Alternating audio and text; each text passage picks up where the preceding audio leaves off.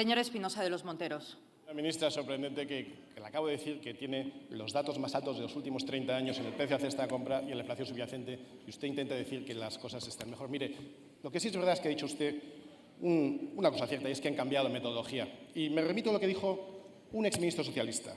Los datos no son vuestros, son de los ciudadanos. Al menos deberíais publicar cuál sería el dato del IPC con la metodología antigua para que podamos enlazar las series. Miguel Sebastián, exministro del PSOE, se dirigía a usted, señora ministra, porque ustedes hacen trampas en todo. Ustedes no han dejado una estadística atrás ni una institución sin manipular.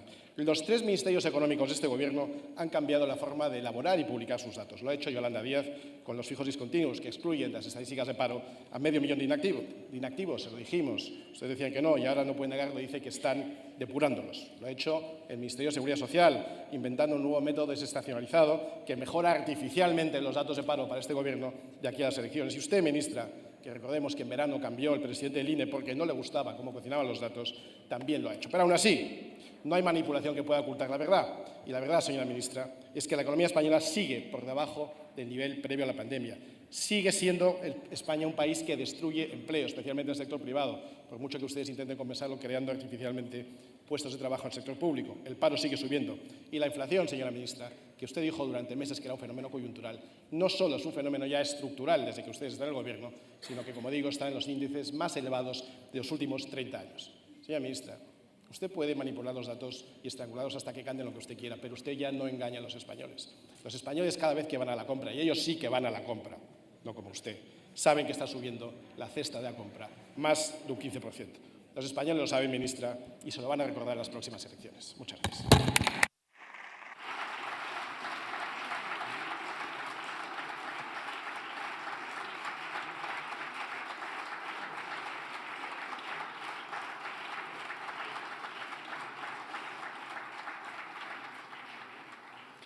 Señora vicepresidenta primera del Gobierno. Muchas gracias, presidenta. Yo a su intervención le llamaría a cubrir el expediente. No tiene forma de explicar que hayan votado en contra de la reforma laboral, que ha tenido un resultado absolutamente espectacular en el mercado de trabajo en términos de creación de empleo, reducción del desempleo y también mejora de la calidad y la estabilidad del empleo, especialmente beneficioso para las mujeres y los jóvenes. No pueden explicar que hayan votado en contra de todas las medidas que nos han permitido bajar la inflación 5 puntos en 5 meses y que nos van a seguir permitiendo una senda de crecimiento económico sostenido, sostenible y más justo en el futuro. Y como no tienen argumentos, ¿qué hacen? Atacar y cuestionar las instituciones democráticas. Hombre, viniendo de Vox, la verdad es que ni me sorprende. Señor Espinosa de los Monteros, busque mejores argumentos para tratar de explicar lo inexplicable. Y es que no defienden nunca, ni por error, el interés de los españoles. Gracias.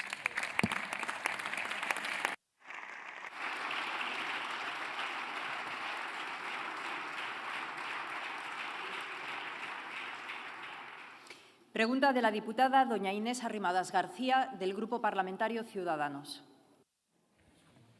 Señora Calviño, le voy a poner un ejemplo real. Manuel es trabajador por cuenta ajena en una empresa privada. Gana unos 1.600 euros al mes y tiene 2 hijos. Con el sueldo de su pareja tienen que pagar hipoteca, coche, gasolina, actividades extraescolares, alguien que les ayude en casa, la cesta de la compra que está por las nubes y muchas cosas más. Le pregunto, ¿considera usted que las medidas económicas de su Gobierno están protegiendo a las familias que están en la situación de Manuel? Señora vicepresidenta primera del Gobierno. Gracias, presidenta. Sí, señoría, desde el primer momento, desde 2018, hemos llevado a cabo una política económica que, con los 3 ejes de responsabilidad fiscal, justicia social y reformas estructurales, está llevando a una mejora de la calidad de vida de los españoles y permitiéndonos responder de la mejor forma posible a las situaciones extraordinarias que nos ha tocado vivir. Gracias.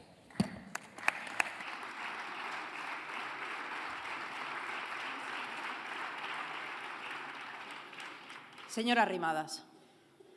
Le pongo este ejemplo porque quiero hablar de los españoles más olvidados por su Gobierno, de la España invisible para ustedes, porque ustedes ven ricos por todas partes, pero ellos no lo son, porque cobrar 1.600, 1.700 o incluso 1.800 euros en una ciudad como Madrid o Barcelona o cualquier otra gran ciudad de España no es ser rico. Son personas que se levantan a las 6 o las 7 de la mañana, que trabajan jornadas muy largas, probablemente han estudiado una carrera y tienen un puesto de trabajo de responsabilidad y, a pesar de todo, no tienen tiempo para nada y tienen muy difícil conciliar. Y estas personas se preguntan cada día si vale la pena esforzarse tanto para ser siempre los que más pagan y los que menos reciben. Usted podrá venir ahora con una retahíla de medidas, pero lo que le quiero decir es que hay muchas familias a las que apenas les roza ninguna. Han subido el ingreso mínimo vital y el salario mínimo, pero Manuel cobra más, no se beneficia, a él le toca pagar. Lo que ustedes han hecho para la subida de las hipotecas, tampoco, a él le toca pagar. Ustedes han subido todas las pensiones un 9%, las de 3.000 euros también, pero Manuel no es pensionista, a él le toca pagar. Han subido el sueldo de los funcionarios un 8,5% en 3 años, pero Manuel no es funcionario, a él le toca pagar. Ya le hubiera gustado que le subieran un 9% el sueldo. Y no me diga, por favor, que es que a Manuel le han bajado el IVA de no sé cuántos productos o que durante unos meses tuvo un bono de descuento de gasolina, porque la cesta de la compra y la gasolina han subido mucho más que todo eso y usted lo sabe, y supongo que hoy no me querrá hablar de trenes que no caben por los túneles. Miren, piense que de los impuestos que pagan personas como él se pagan todas las ayudas que él no recibe, y también el gobierno más caro de la historia, incluido el Ministerio de Igualdad, dirigido por la ministra de Igualdad, que sigue a día de hoy sacando pecho de la ley del solo sí es sí. Miren, para acabar sobre este tema solo les digo una cosa. Por favor, dejen de pelearse entre ustedes, reconozcan de una vez el error garrafal y dedíquense a arreglar esta ley. Muchas gracias.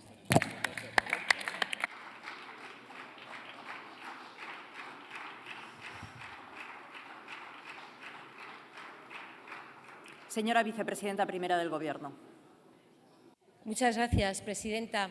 La verdad, señora Arrimadas, es que han sido muchas las preguntas en las que he podido desgranar todas las medidas que desde 2018 benefician al conjunto de la ciudadanía y muy especialmente a esa clase media a la que usted se refiere, que es el objetivo prioritario de todas las medidas, empezando por la protección del tejido productivo, el empleo y las rentas de las familias durante la época de la pandemia, siguiendo por las distintas bajadas de impuestos que benefician muy especialmente a las rentas más bajas, los cheques de apoyo, pero además todas las medidas de esos 45.000 millones de euros que hemos movilizado de recursos públicos benefician a las familias españolas. La bajada del IVA, no la trivialice, es una medida muy importante para bajar los precios de los alimentos, como lo fue la bonificación de los carburantes.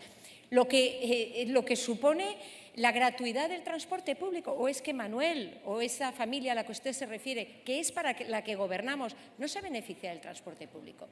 Y usted constantemente trata de invisibilizar, usted sí, algo que es fundamental, que son los servicios públicos, esa red de seguridad que nos hace más fuertes y que nos permite afrontar de la mejor forma posible retos como los que nos han golpeado en estos últimos años y nos ayudará también a tener un crecimiento fuerte, sostenible y justo para el futuro. Estoy hablándole de la sanidad pública, de la educación, de las infraestructuras, pero ¿no son los impuestos lo que paga todos estos servicios públicos? Señora Arrimadas, ¿por qué trata siempre de invisibilizar aquello que nos une, el tejido social, la infraestructura social de nuestro país, que es uno de los elementos que nos hacen más fuertes para el pasado y, sobre todo, nos hará más fuertes para el futuro? Yo le pido, señora Arrimadas, que trate además de evitar enfrentar a unas clases con otras, a unos ciudadanos con otros, a un tipo de familia con otros, a los jóvenes contra los mayores, porque la subida de las pensiones, el ingreso mínimo vital, la revalorización de las pensiones no contributivas, todo aquello que ayuda a los colectivos más vulnerables nos hace más fuertes y nos beneficia a todos los españoles. Muchas gracias.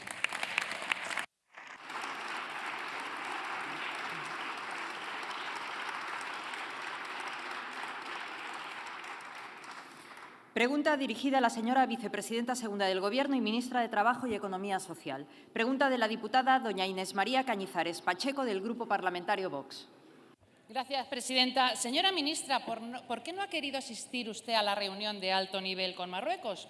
Porque respecto a esa reunión tengo que decirle que hay dos personas que han asumido idéntica posición en contra del señor Sánchez.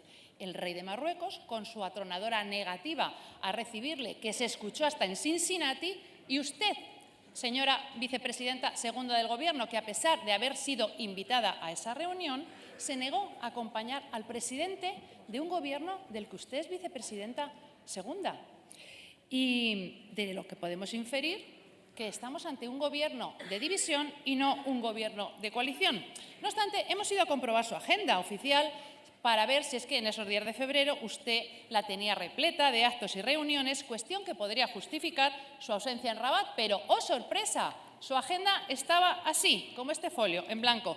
Únicamente constaba la referencia a un encuentro-reunión con sindicatos, los marisqueros seguramente, con la finalidad tal vez, de querer emponzoñar las legítimas decisiones de un gobierno de coalición que sí funciona, el Gobierno de Castilla y León, del que, como sabe, forma parte Vox y que ha adoptado la valiente decisión de priorizar los derechos de los trabajadores para llenar sus despensas en lugar de llenar los bolsillos de la casta sindical que se aprovecha del dinero de las políticas de empleo y no devuelve lo robado. Y es que, a pesar de la herencia de precariedad laboral recibida de estos 40 años y a la que usted misma aludía ayer en el Senado, el Gobierno de Castilla y León, apenas 7 meses después de su conformación, ha situado a esta región como la tercera de España con menor tasa de paro, el 8,83%, reduciendo el desempleo 5 veces más que la media nacional, especialmente entre las mujeres más jóvenes de la región. Por tanto, su estrategia de enredo y manipulación no funciona,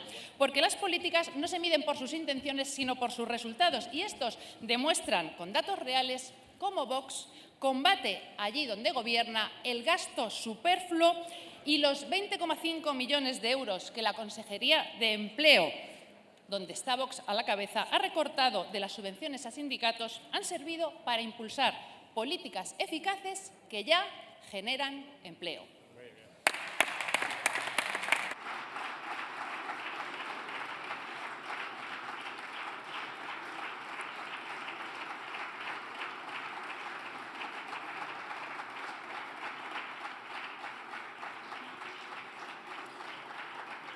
Señora vicepresidenta segunda del Gobierno.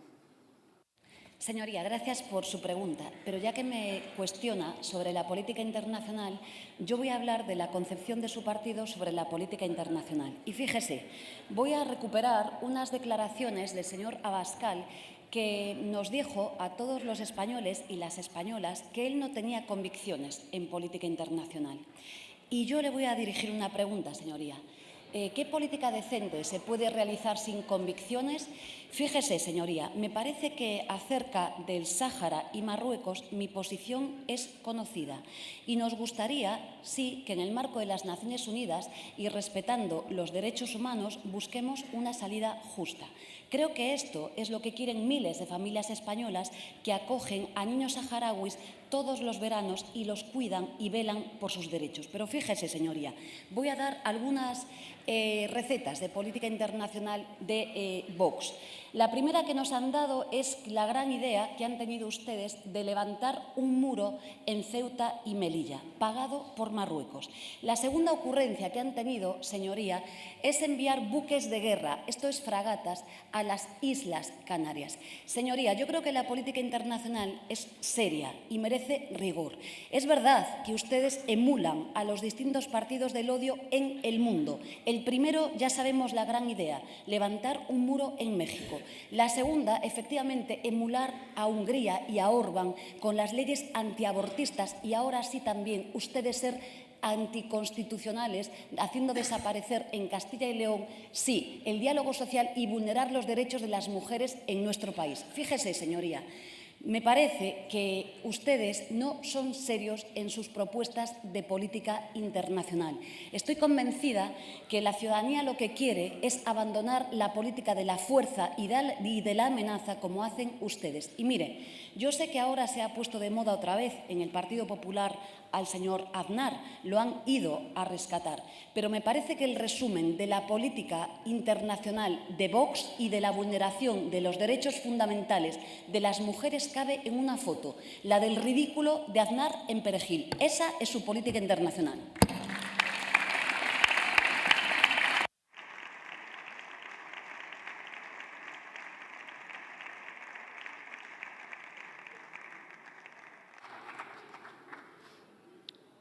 Señora Cañizares.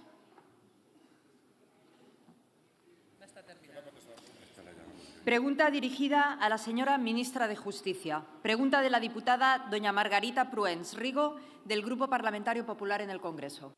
Gracias, señora presidenta.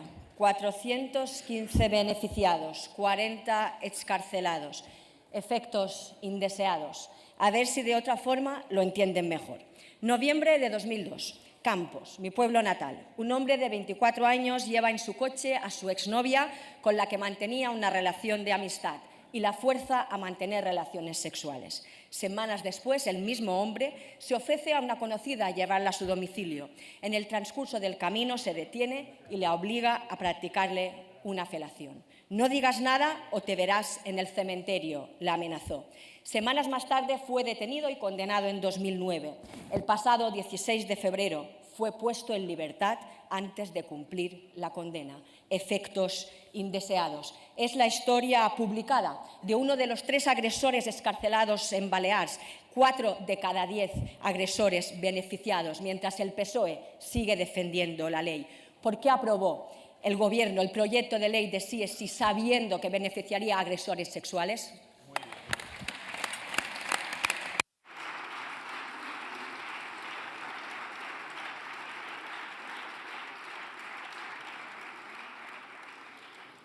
Señora ministra de Justicia.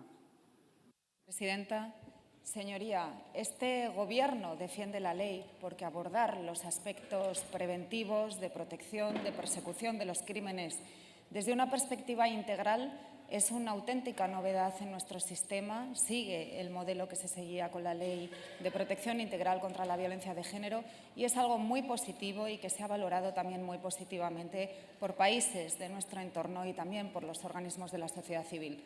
Mire, lo que usted cuenta realmente a mí y personalmente como profesional me llega al alma. Y se lo digo porque no es algo que yo haya leído en las noticias, no es algo que yo haya leído en los periódicos, sino que son casos, son mujeres, son niños y niñas, son agresores que he tenido que ver cara a cara, a quienes he tenido que mirar a los ojos en mi otra vida, en mi vida profesional cuando era magistrada. Y reconozco, sinceramente, la gravedad de esta situación. Creo que es algo muy grave y creo que tenemos que actuar por las víctimas. Evidentemente, la ley ha tenido unos efectos que no eran los deseados. Hemos actuado desde el primer momento, desde la primera rebaja. Estuvimos estudiando las resoluciones, estuvimos analizando qué era lo que se decía en ellas, cuál era la reacción también de la Fiscalía General del Estado y cómo iba resolviendo el Tribunal Supremo. Y precisamente ante esas reacciones, ante las resoluciones que se estaban dictando por los tribunales, entendimos cuál era el foco del problema. El foco del problema era la rebaja de las penas y ahí es donde hemos actuado, en las rebajas de las penas. Nos hemos puesto a trabajar desde el primer momento, intentando hacerlo de la mejor manera posible, intentando hacerlo para blindar los derechos de las víctimas, su libertad y su seguridad, porque le puedo asegurar que lo que nos mueve a este Gobierno son las víctimas, señoría.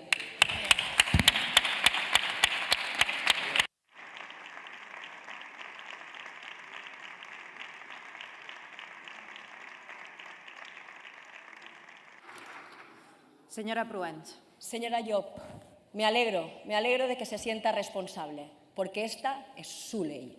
Esta es la ley Sánchez, es la ley Díaz, es la ley Marlaska y es la ley Llop. Pero también es la ley Page, es la ley Vara, es la ley Andreu y es la ley Armengol. Esta es la ley del PSOE. Porque usted, lo ha dicho como ministra de Justicia, pero como juez, tenía una doble responsabilidad. Y diga lo que diga hoy, usted ha optado por callar. Calló cuando el señor Sánchez dijo que era un hito feminista.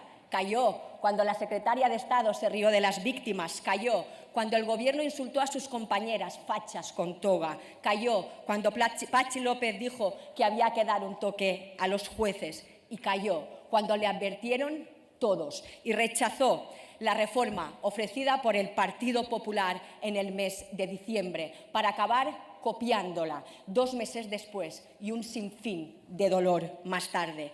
Pero el daño es irreversible y usted también, como juez, lo sabe. El horror provocado es irreparable y ustedes ni siquiera han pedido perdón. ¿Se imagina cuántas mujeres como la de Zamora tendrán que huir ante las amenazas de sus agresores? ¿O cómo están las 56 víctimas de Andalucía que han pedido ayuda psicológica y jurídica a la Junta? Usted van a cambiar la ley. Muchas gracias, señora Pruens.